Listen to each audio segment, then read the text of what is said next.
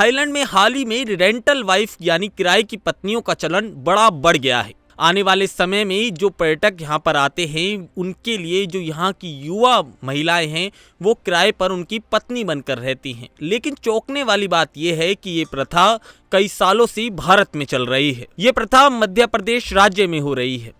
राज्य के शिवपुरी जिले में गांवों में ये विचित्र प्रथा कई सालों से चलती आ रही है। धड़ीचा नाम से इस प्रथा को जाना जाता है।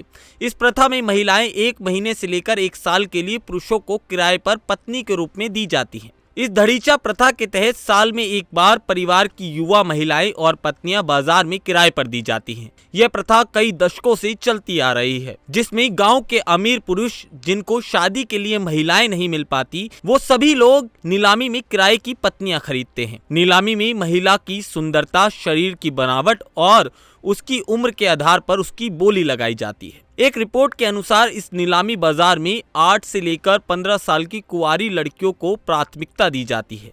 इसके लिए उन लड़कियों को 15,000 रुपए से 25,000 रुपए तक की राशि भी दी जाती है। कभी कभी सुंदर और कुंवारी लड़की के लिए तो 2 लाख रुपए तक की बोली लगाई जाती है।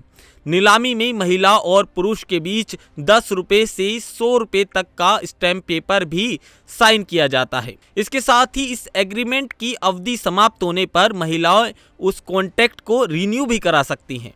आपको बता दें, हालांकि कहा जाता है कि लिंग अनुपात, गरीबी और दहेज प्रथा के कारण किराए की पत्नियों की प्रथा अपनाई जाती है, लेकिन इस अमानवीय प्रथा के कारण महिलाएं यौन शोषण का शिकार हो रही हैं। यह एक डरावनी सच्चाई है। 14 साल की उम्र में 80,000 रुपए में किराए की पत्नी के रूप में नीलाम की गई एक लड़की ने बताया कि उसे उसके साथी ने और उसके परिवार के पुरुषों ने लगातार यौन प्रताड़ित किया है और उसका उत्पीड़न किया है। इसी तरह कई महिलाओं ने किराए की पत्नी प्रथा को गलत बताया है और अपने दुखों को भी साझा किया है। रिपोर्ट के अनुसार मध्य प्रदेश पुलिस को इस प्रथा के बारे में पता होने के बावजूद कोई शिकायत दर्ज नहीं कराता, इसलिए भी इसे कानूनी रूप से रोक पाना संभव नहीं हो पा रहा। हालांकि कहा जाता है कि लिंग अनुपात, गरीबी और दहेज प्रथा के कारण किराए की पत्नियों को जो लगातार ये प्रथा है इसे अपनाया जा रहा है और उसका चलन अभी भी है।